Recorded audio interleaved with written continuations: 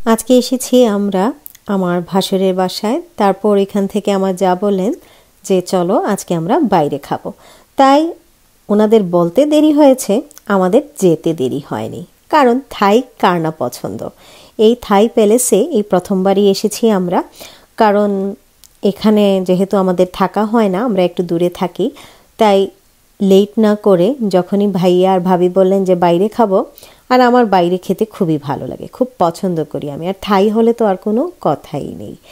দেখুন আমরা এবার বসে পড়েছি, আর এই যে ছোট যে একজনকে দেখছেন ওনার নাম হচ্ছে তাসফিন চৌধুরী, উনি হচ্ছেন আমাদের নাতি, মানে আমার যে ভাস্তি আছে ওর ছেলে। এই যে হচ্ছে থাই রেস্টুরেন্টের মেনু।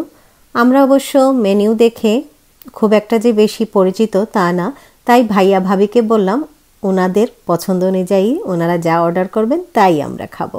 আর এখন আমরা আমাদের যার যারই যথারীতি স্থানে বসে পড়েছি। এবার এই যে ভাইয়া আর আপনাদের ভাইয়া তারপর ভাবি ওনারা সবাই মিলে অর্ডার দিচ্ছেন, আর আমরা এখানে বাচ্চা পার্টি সবাই, ওদের সাথে আমিও বাচ্চা হয়ে গিয়েছি, যেহেতু আমার নাতি আছে বাচ্চা তো হতেই হবে। আর এই যে ওর ছেলেই হচ্ছে তাসফিন, ওর নাম হচ্ছে সানজি, আমার ভাস্তি। এটা হচ্ছে Thai soup, shrimp Thai soup, তার সাথে রয়েছে চিকেন সাটে, যেটা কিন্তু খুবই মজা খেতে। আর আমি প্রথমবার যেহেতু ওদের ফুড ট্রাই করছি, আমাদের তো দারুণ লাগছে খেতে। আর বাই দ্য ওয়ে এটা কিন্তু হালাল রেস্টুরেন্ট, তাই ফিল ফ্রি টু ইট, এখানে কোনো হেজিটেশন নেই, আপনার যা পছন্দ তা অর্ডার করে খেতে পারবেন।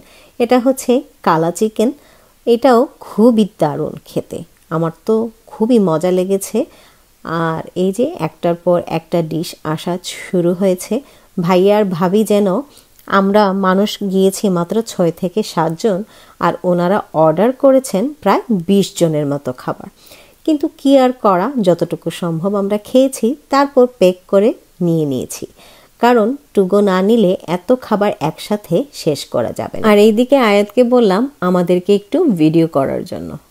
উফ, আয়াতকে বলার সাথে সাথেই আপনাদের ভাইয়া রেডি হয়ে গেলেন, বললেন ওর করার দরকার নেই, ওকে খেতে দাও, আমিই তোমার ভিডিও করে দিচ্ছি। এই যে এখন আপনাদের ভাইয়া আমার একটু একটু করে ভিডিও করে দিচ্ছেন, আর সাথে রয়েছেন আমার ভাসুর। ওনারা অবশ্য খুব একটা বেশি ভিডিওতে আসা পছন্দ করেন না, তারপরও আমি একটু ভিডিও করলে ওনারা মানাও করেন না, কারণ খুবই আদর করেন আমাকে, ছোট বোনের মতো। আমি সত্যি কথা বলতে খুবই ধন্য যে আমার শ্বশুরবাড়ির সবাই আমাকে অনেক আদর করেন, এই দিক দিয়ে আমি খুবই ব্লেসড।